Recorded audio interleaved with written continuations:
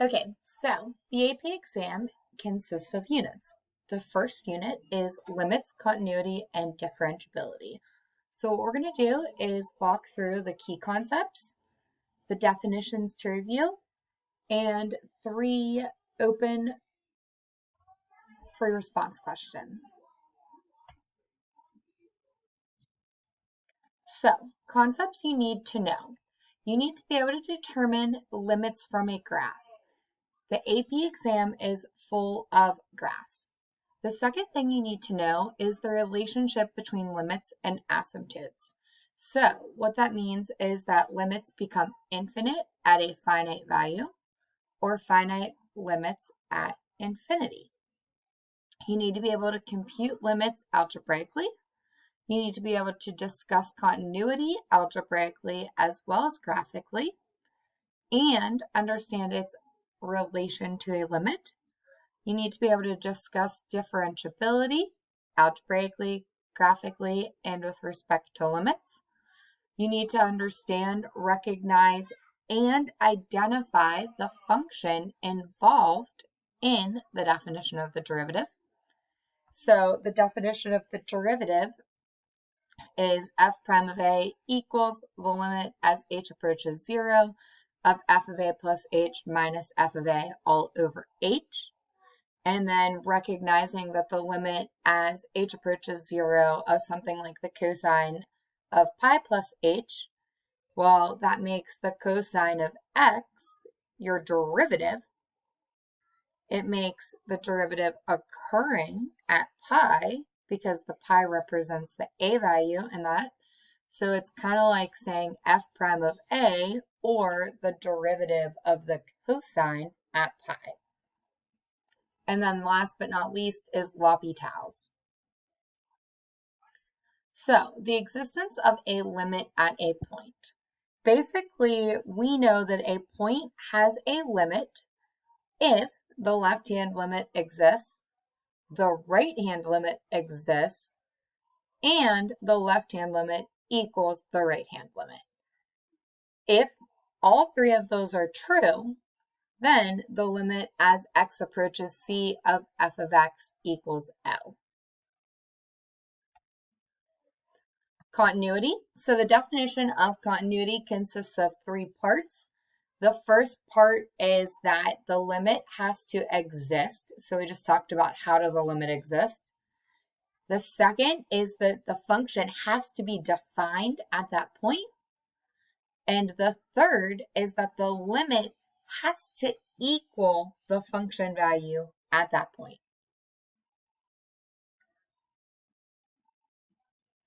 So when answering free response questions on the AP exam, one of the big hints is that the formal definition of continuity is required. In order to earn all points on the free response question scoring rubric, all 3 of those descriptions I just gave you have to be written out, meaning you have to almost write down 1, 2, 3 and show them.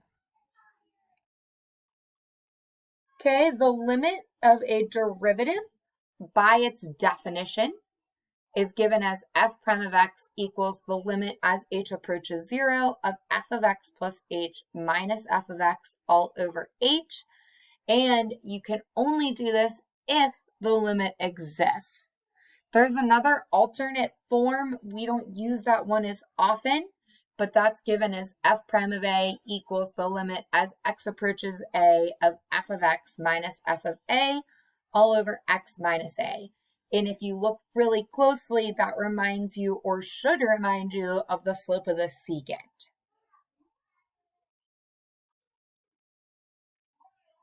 So how does continuity relate to differentiability? Well, the big idea is that in order to be differentiable, it has to be continuous. So differentiability implies continuity. However, continuity does not imply differentiability. It goes back to all rectangles are squares, but not all squares are rectangles.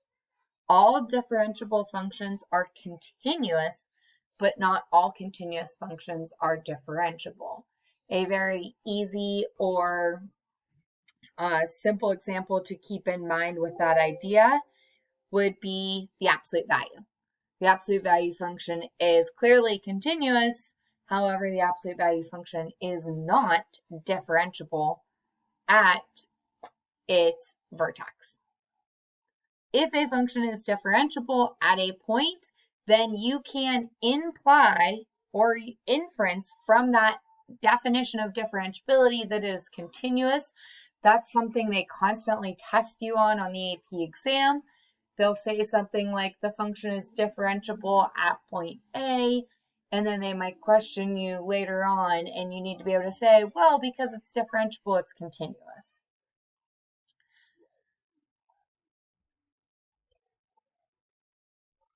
L'Hopital's basically says that if you have two functions sitting on top of each other, and when you take the limit of those functions, you get an indeterminate form, which is 0 over 0, infinity over infinity, negative infinity over infinity, infinity over negative infinity, or both negative infinity over negative infinity. All 5 of those are considered indeterminate forms.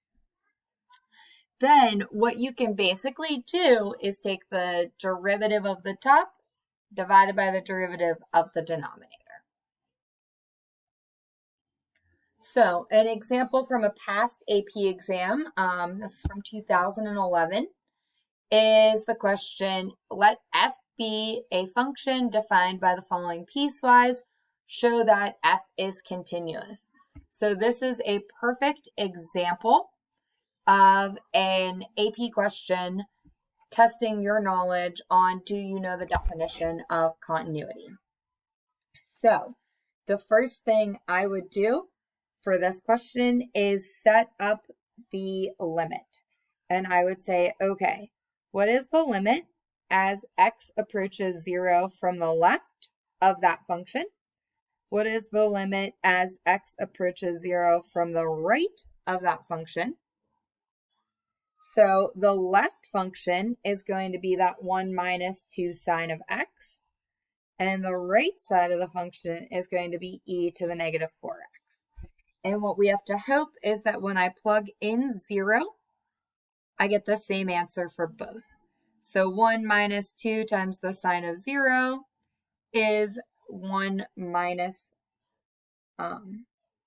2 times 0. So you get 1 minus 0. So then you get 1. And then e to the 0, anything to the 0 power is 1. So the left-hand limit equals the right-hand limit.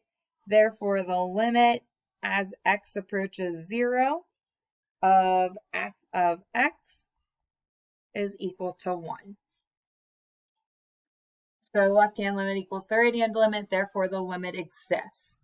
Now we need to look at, okay, what is the function value at 0? Well, f of 0 is 1. So the left-hand limit equals the right-hand limit, the limit equals 1. The function is defined, it also equals 1. So the limit as x approaches 0 of f of x equals f of 0, which equals 1. Therefore, f is continuous at x equals 0. Application of the definition of the derivative.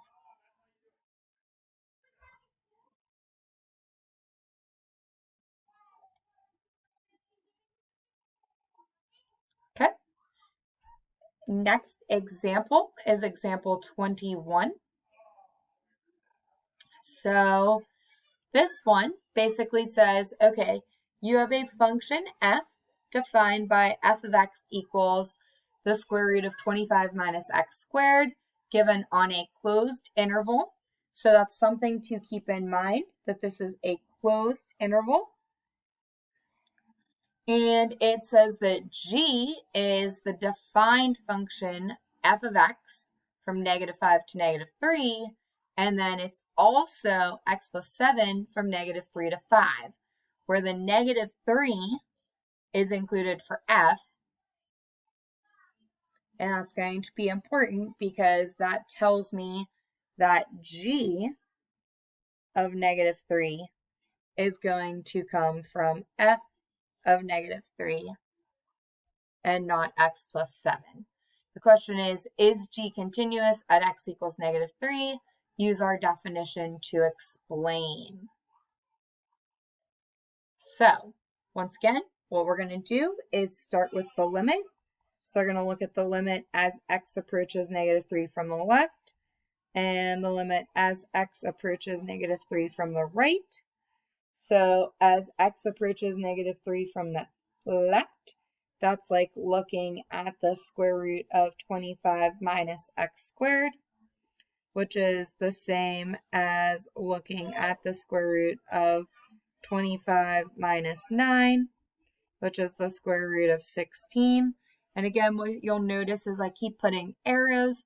Arrows are super important because they do not imply equality. They just imply that we're going through that process. And then this becomes 4. So the left-hand limit is 4. The right-hand limit is going to come from that x plus 7. So then you plug in negative 3 here. So you get negative 3 plus 7. So negative 3 plus 7 is 4. So the left-hand limit equals the right-hand limit. We also know that g of negative 3 is the same as f of negative 3, which we already said was 4 from up here. So left-hand limit equals the right-hand limit. So the limit as x approaches negative 3 of g of x equals f of negative 3, which all equals 4. Therefore, g of x is continuous at x equals negative 3.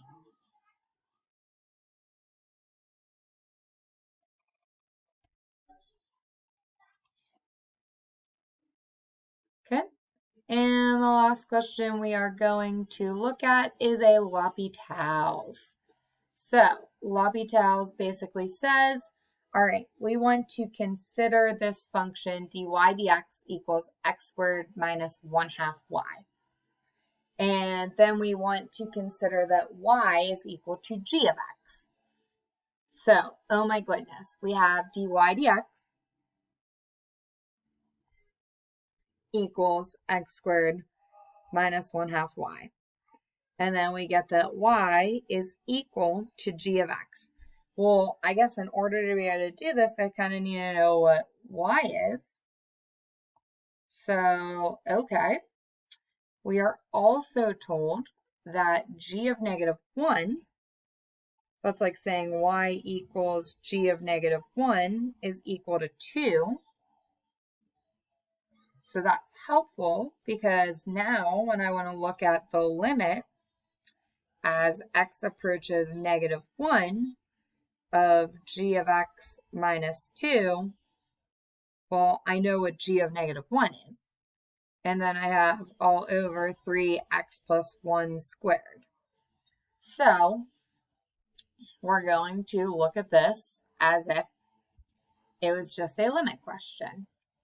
So we're going to go back to our whiteboard, and we basically are going to look at taking the limit. So how do you take a limit? You plug in the value. That's our first step.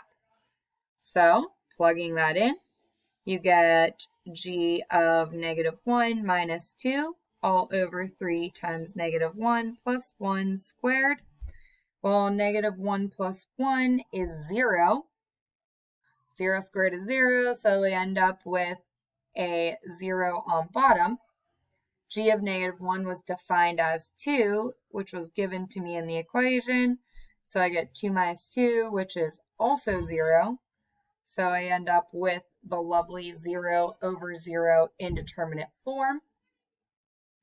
So what I like to do is off to the side, show g of negative 1 minus 2 equals 0, show 3 negative 1 plus 1 squared equals 0, and then say by L'Hopital's, the limit as x approaches -1 is given to me as g prime of x, -2 becomes 0, all over, and then we have a chain rule down in the bottom.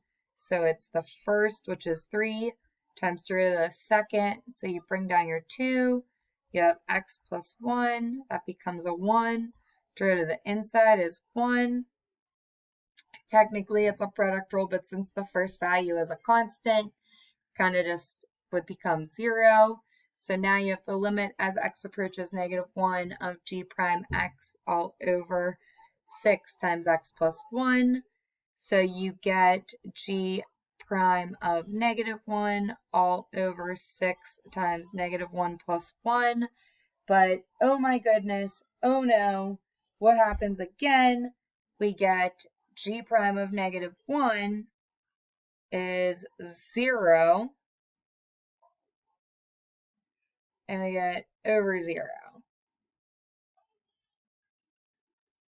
So